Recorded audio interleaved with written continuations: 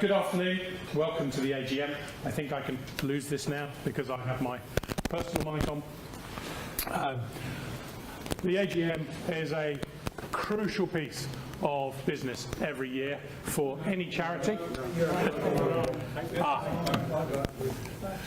It's the deaf people always sit at the back. So, let me go back to this one then. The AGM is a crucial piece of business for every charity every year, not just because it's an important piece of governance as set in legislation and in individual constitutions, but because it is also the main chance for the members, i.e.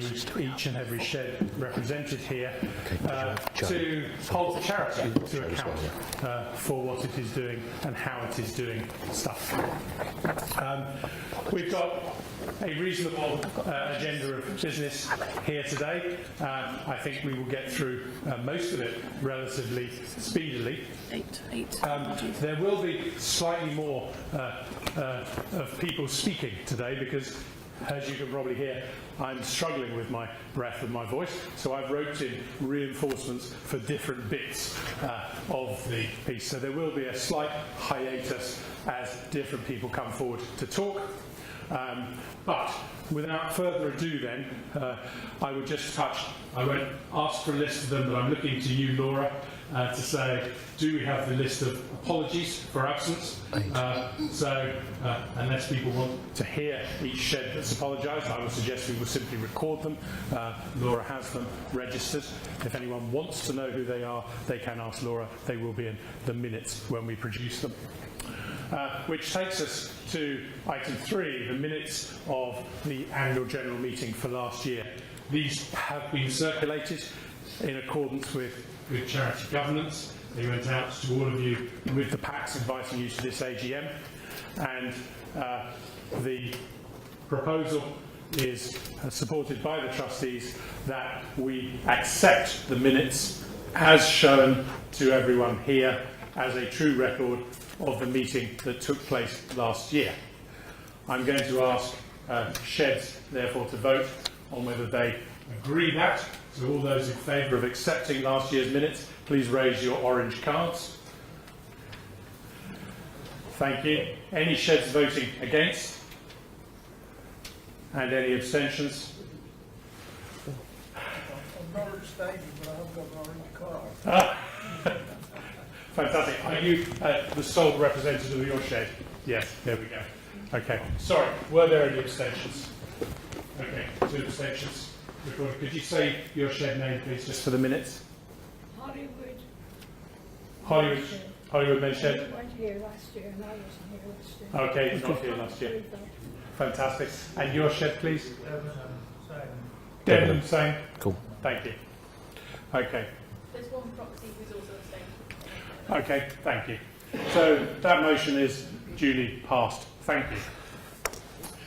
This takes us into the bones of the trustees' report of the year we've just been through. And I'm going to hand over to Charlie, the Chief Executive of UKMSA, to talk us through the year that we've had.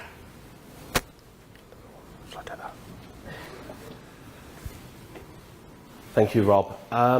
So I just wanted to give a very brief whistle-stop tour of the year. So in April, and these are key events that we were engaged with over the year. So in April we had CarFest, and we had shedders from across the UK, including Dalbeattie Shed came down to CarFest, the Chris Evans big fundraising event, and the Skiok from Dalbeattie Shed came along to that with our staff. Then in May we had the Shed of the Year Awards, and we're joined by the winners of the Shed of the Year Awards, Bootle Shed, there. Bootle Shed, and we had that event in the House of Lords, and we were joined by the then Minister for Mental Health, and had that event and a number of others which gave us greater engagement with politicians across the political spectrum. In June, Men's Sheds Cymru joined UKMSA as a project and part of us from Havon Cymru, or Story, as the organisation had then become, the housing association. So Robert and Simon both joined us, and we were very generously supported by the Waterloo Foundation, who are with us, and a number of other smaller charities have now come on board, charitable trusts, to support us, and Moondance as well. In July, we had ShedFest. So we were here this time last year, and many of you would come to that as one of the key highlights, with a number of presentations. And Lord Chris Fisher, as he is now, the patron, gave the keynote for that event. In August, and this is to demonstrate one of our partnerships, we worked with Canal Studio, that work in the film industry, on the Old Oak, where we were involved in helping promote the Ken Loach film, the last Ken Loach film that he's created. He said it was his last, but he may still do another. But it shows how we were involved in a different organisation, a completely different field, but promoting men's sheds. And if you haven't seen the film, highly recommend it. And they were a great supporter of UKMSA, and we got to go with Patrick, one of the ambassadors, to go to the launch of that movie as well. In September, we started, this is a photo from March, but we started in the discussions with the Royal British Legion. And one of the projects in the Royal British Legion is to get a greater working understanding with each other, to support veteran sheds, to put men's sheds in the Royal British Legion care homes, and veteran-friendly sheds, but also we're using their resources to try and go out and create more sheds, and to help people that are demobbing, coming out of the army and the military, to help and support their well-being as they come into the community, and using men's sheds as one of the vehicles to do that. And they've joined us, they're still with us, Royal British Legion today, which is excellent. In October, we launched the new website. We did a soft launch in July here at ShedFest. Then we were ironing out a few of the technical bugs or hitches or whatever they're called. But now we have a fully operational new website, which is hitting over 50,000 views a month. The Shed Finder is the main principal piece of that, but we're ongoing and trying to develop that further. But we also have a lot more going out now on TikTok, which, if anybody knows how to do it and they could show me, that would be good. But we have got a much greater presence, and it's only through you as shedders supporting that, and retweeting and re-messaging and re-LinkedIn in whatever it is, that we're able to get a much wider reach of what we do. In November, we had a mini ShedFest in Harrogate as part of the Harrogate show for the north of England. A number of sheds coming down from Scotland as well, and we continue to do that, and that events programme in outreach to different events around the country. And we highly recommend coming to that if you can, or to the event in March, which is the Newark Woodcrafting Show. In December, we were invited, or we were invited before, but we were a witness for the men's health inquiry into men's health from the Department of Health and Social Care. I was interrogated. I was very generously coached by Patrick Abrahams, who tries to avoid AGMs. Is he here? No. Very ably coached by him. And from that, we actually made a number of new partnerships with Leeds Council, City Council, and podcasts. And Steve Bryan has now continued to be a big supporter of ours. He stepped down from politics, but he was the chair of that committee. And we were on TV. But that was a very important piece, and they've now published the results of that inquiry, which highly recommend that the government should have a men's minister and a men's health strategy as well, which we fully support. And then in December and January, we started our discussions with Hobson's Brewery, which you may have all visited downstairs. That's not the brewery, but it's them. And then we had the competition across sheds to name the name of the beer. So we went with Shed, but with the main slogan being "Don't bottle it up." And not only does this raise some money for UK men's sheds, it also communicates about men's sheds on the back and talks about well-being. And so we are trying to get this into football clubs. We're going to try and get it into a variety of outlets, not just to raise money, but to get the message out about men's sheds. And we think that that's a lot more powerful than just getting 10p a bottle, which we are very grateful for as well. And there is more alcohol in a ripe orange than a bottle of Shed. February, we were invited to the working group alongside Movember and Andy's Man Club and other people in the NHS and the Department of Health and Social Care to be part of the health strategy review with the Minister for Mental Health. And so, again, we've been engaging at the top level now of government to try and encourage a mental health strategy across the UK, well, across England to start with, but then hopefully further afield across the UK. That obviously stopped when the election was called, but we're hoping that the government will continue to do that, and Labour has indicated that men's sheds and other community groups like sheds are going to be part of that continuum that they need to help support the well-being and the welfare of across the country of everybody in it. And then, of course, in March we had the Parliament shed. And here we have a picture with Zara Mohammed, who is the Secretary-General of the Muslim Council of Britain, which I'll talk about because that's April. Mr Cleverly and the Royal British Legion, along with Sir Lindsay Hoyle, the Speaker of the House, who made the shed in Parliament possible for us. We're very grateful to have this shed in the middle of Portcullis House, which is attached to the Palace of Westminster. And we had over 160 MPs there engaging with us, and they were there for about 20 minutes at each. Some of them kept coming back and we couldn't get rid of them. But they were doing immediate tweets about us, really engaged. We followed up with them, and we were also able to get a number of our trusts and foundations and supporters along as well. One of whom came and said, okay, you can apply for a lot more money from us now we've seen this. So it was really positive in many, many different ways. And we're now mapping, and John Latchford from the trustees from Amersham Shed has already started mapping on the new MPs so that we can start to engage with them some more. And here is a little video for you of the shed. This is very short.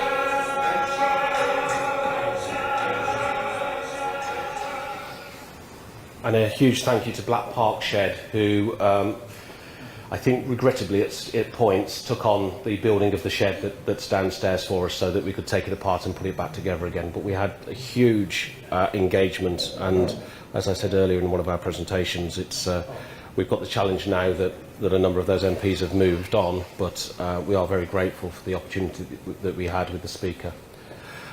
In April, as an image there, we got more and more coverage of UK Men's Sheds Association, and we were very lucky to get an award from the Werwin Foundation, which David will touch on a little bit later.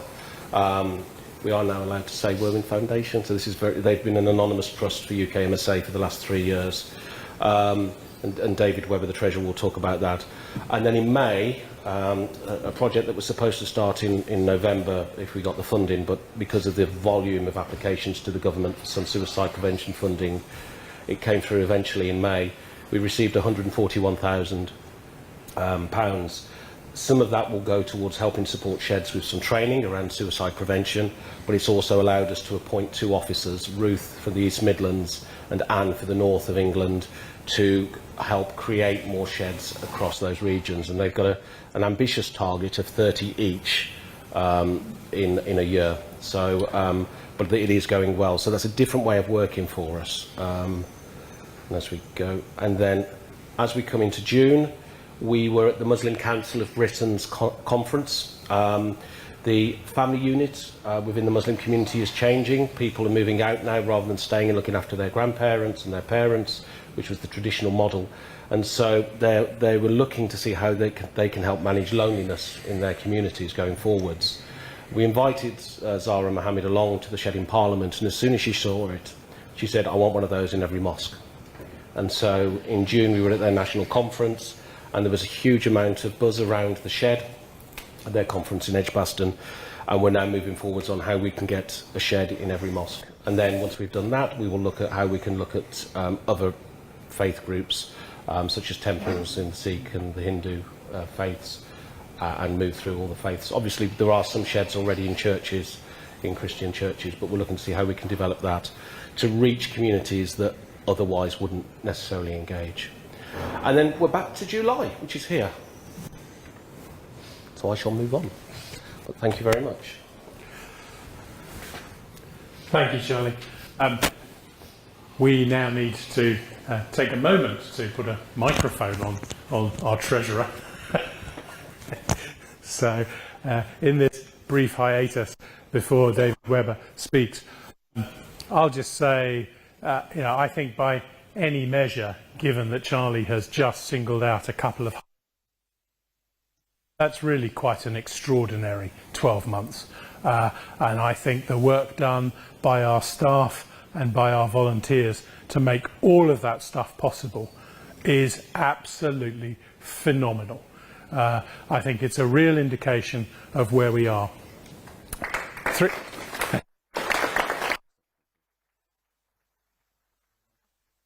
3 months ago, at the board meeting,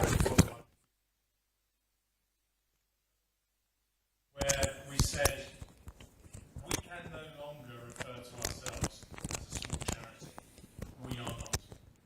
You only have to take a look at what's going on there today, about the sort of money that we are now bringing in, the sort of reach that we now have, to say UKMSA is not a small charity anymore.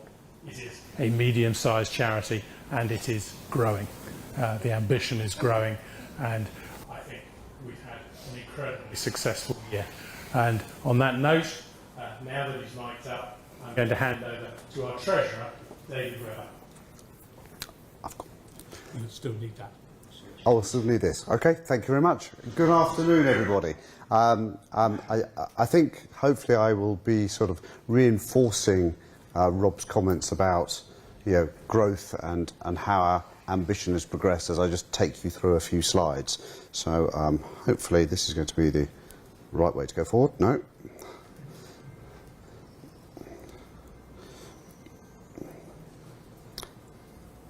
It's usually a calculator I'm using, so you have to excuse me.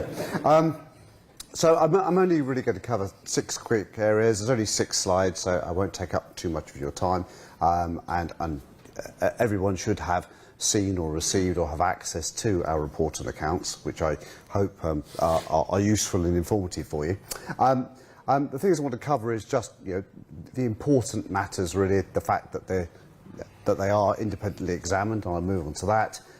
It's important for us for a charity, as many of you will also have charitable status, looking at our reserves policy and how that's maintained. Sustainability into the future is one of our sort of key areas of focus, and I will be coming back to that. Talking to Rob's comments about progress, I am just going to take a moment to reflect on our year-on-year progression as a charity, just to give you a feel of what that looks like and what it actually means. And then, as Charlie alluded to, I'm just going to talk about some of the material things that support our plans and ambitions that have happened post the balance sheet date, so after the 31st of March. You'll obviously see the detail of those in this coming year's report and accounts, but I just wanted to give you a window into that, and then just some concluding comments. So an important matter is our accounts are independently examined, and this is just an extract from the report and accounts you may have seen from our independent examiner, Right Vigour Limited, and this is saying that they found nothing untoward, which I would hope you take comfort from. I want to just talk about the reserves policy. We have with any charity, and as many of you will know, there's a constant stewardship balancing act between funding that comes in lump sums and the cost base that you build up as an organisation, and balancing the two of those so that you're never overreaching yourself, but you're always pushing yourself as hard as you can. And so, in a sense, your reserves policy is a measure or a check and balance of how well you are or are not achieving that. And our policy is to hold 4 to 6 months of operational costs as a buffer in our unrestricted reserves. And I'm pleased to tell you that as at the 31st of March, we were sitting there as unrestricted funds sufficient to cover 5 months of those operating costs, which is nicely within the tolerance that we've set as our reserves policy. It's probably worth just mentioning that we are a fortunate charity.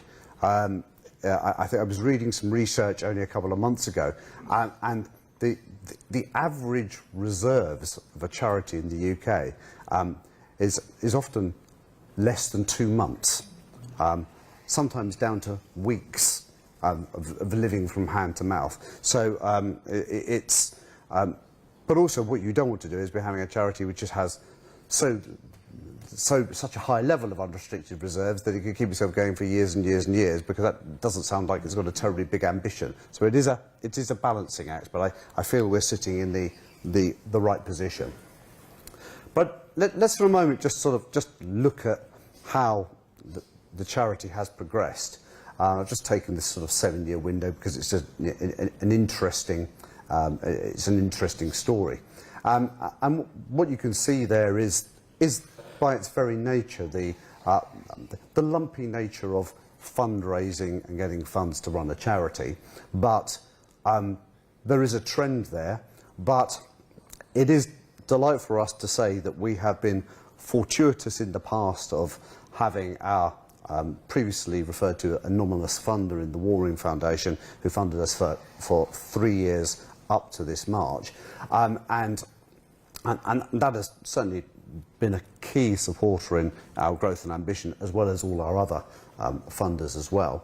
But what you will see is that our outgoings match the ambition and the breadth of what we're looking to do to fund our strategy. And I know there has been some sessions earlier today just talking about the shape of that future strategic direction, and more of that will come in the fullness of time. But we're growth, it's steady, it's controlled with appropriate funding. I wanted to talk about what's happened since the 31st of March. We're delighted that the Warwin Foundation is going to be supporting us in 2 particular areas, repeating their support with regards to shed development funding, which is excellent, but also supporting us in a really even more important way, which is what's really important for any charity is the ability to get to the point where you're self-sustainable. And Warwin have given us some funding which is primarily for that purpose. It's to enable us to get our charity to the point over the next 3 years where it truly is sustainable and growing and can continue in sort of perpetuity to drive forward its ambition for men's health. And as Charlie has also mentioned, we have, and we're delighted to have our first ever government funding from the Suicide Prevention Fund as well. And that is an excellent extension to our ambition and support for the movement. Just looking at our funds and how they have moved, there is for the ease of understanding of our accounts, we try and break down what we do into different areas and account for this in separate areas. Some of those areas have got new areas of funding which will go into those restricted funds, and some of them are there just so people can actually see how we're splitting our costs that are around leadership management and our costs that are about shed development. But we did run a deficit the last financial year, but that was a deficit that was expected and planned and just part of the funding cycle. we will not have a deficit this financial year, but we will be needing to take those surpluses into future years so that we can manage our growth and that sustainability. My conclusion to you all is just to say your charity is in an appropriate, well-structured financial position. We think we have the individuals and the strategy to support our ongoing ambitions, and we're in a good, healthy financial state. And that's what I wanted to say. So, how back to you, Rob?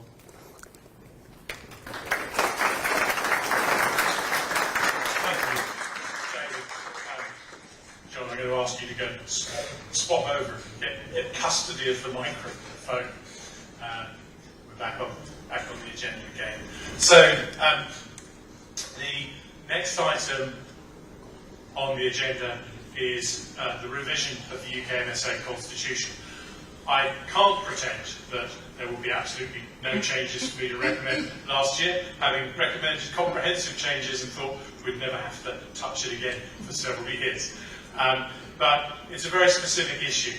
As a board of trustees, we are finding it hard to do our business with the quorum that is required under the terms of the Constitution we wrote and agreed last year. The quorum hasn't actually changed over the whole of UKMSA's lifetime.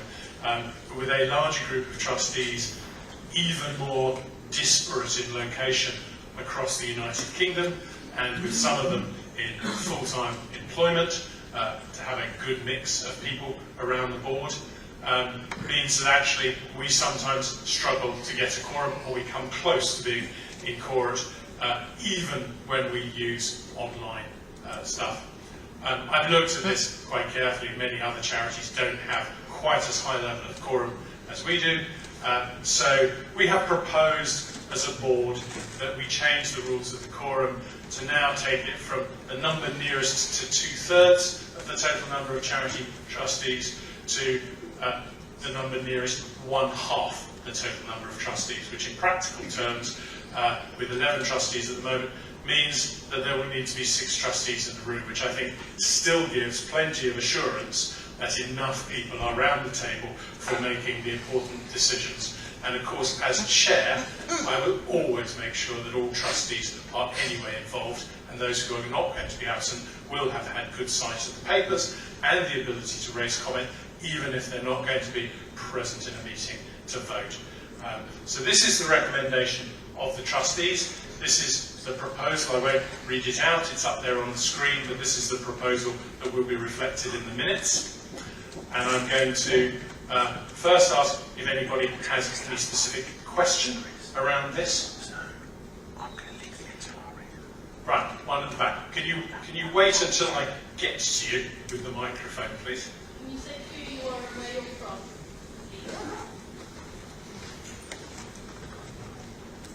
Chick Parkinson, Men in Shed Bradley. Can that quorum be online, or does it have to be physical? It's a mix of online and physical. It can be online. As I say, the challenge, even using online for our meetings, has been to get always a quorum at board meetings. We sometimes run it a bit close. It only takes 3 trustees to be unwell or have other commitments, and we are no longer quorum with our current structure.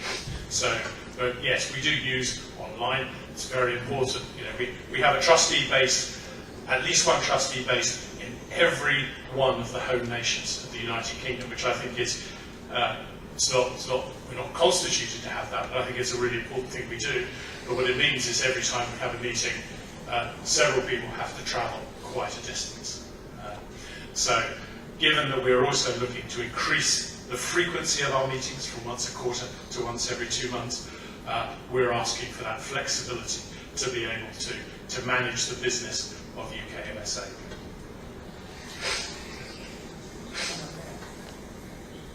Is that okay?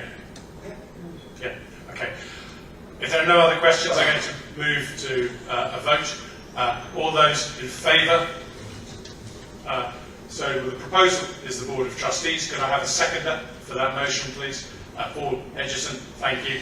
And then I'm going to ask all those in favour, please raise your orange cards. All those against the motion? Any abstentions? No abstentions, no against. Motion carried unanimously. Thank you. That's that piece of business done. The next item on the agenda is trustee elections. Under the terms of the Constitution of UKMSA, 1/3 of the charity trustees must stand down at the AGM each year, and they may, if they're eligible, stand for re-election should they so wish. There are 4 trustees who need to stand down, 1/3 of 11, we have to raise it. So John Jarvis, John Latchford, myself and Joe Phillips. Joe Phillips is not here today. All 4 of us wish to stand for re-election, but as I am one of those standing, I think it is proper that I do not conduct this element of the AGM, and I'm going to hand over to UKMSA's Vice Chair, John Rushforth, who is going to take us through this next piece.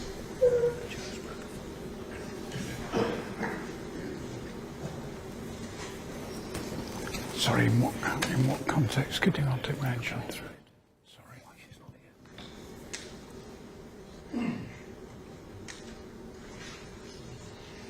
Sorry about that.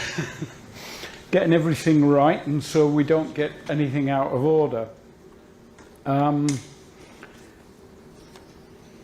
Basically, we've got the 4 candidates. There is no requirement. We've not heard of any other.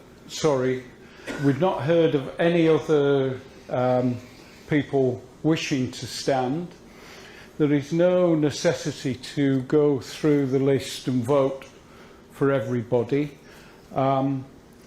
Basically, I call for a vote that people will agree that the 4 candidates to be elected. Can I have a seconder to that proposal, please? Thank you. Thank you. I call for a vote. For those in favour, please show. Those against? Any abstentions?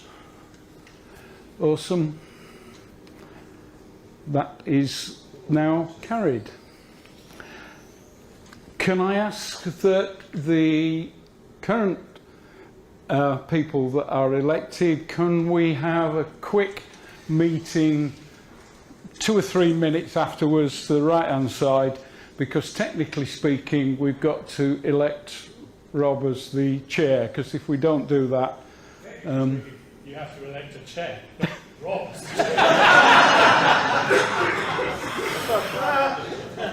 he didn't duck quick enough. I hand it back to Rob, even though in his now non-capacity of chair. Thank you, John. Can I ask at this stage if there is any other business that people wish to raise? No? Okay. I'm therefore going to declare the AGM at an end. We do, however, have one further presentation to make. I'm delighted to say that we have another blue plaque here, this one for the Squirrel's Nest men's shed, and here, I believe, to receive it is Rob Thomas, who is, I know he's here because I've chatted, here he is, I'm chatting to him. Rob, congratulations.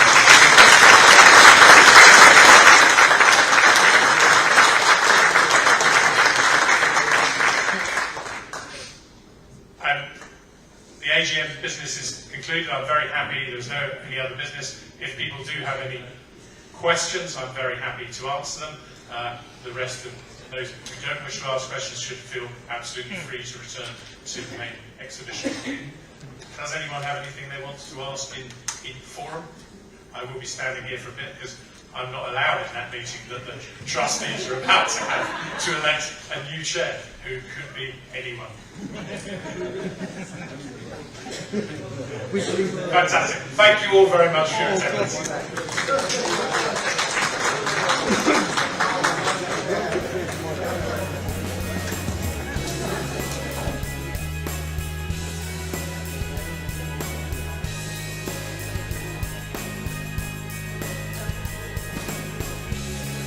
Okay, cheers, mate.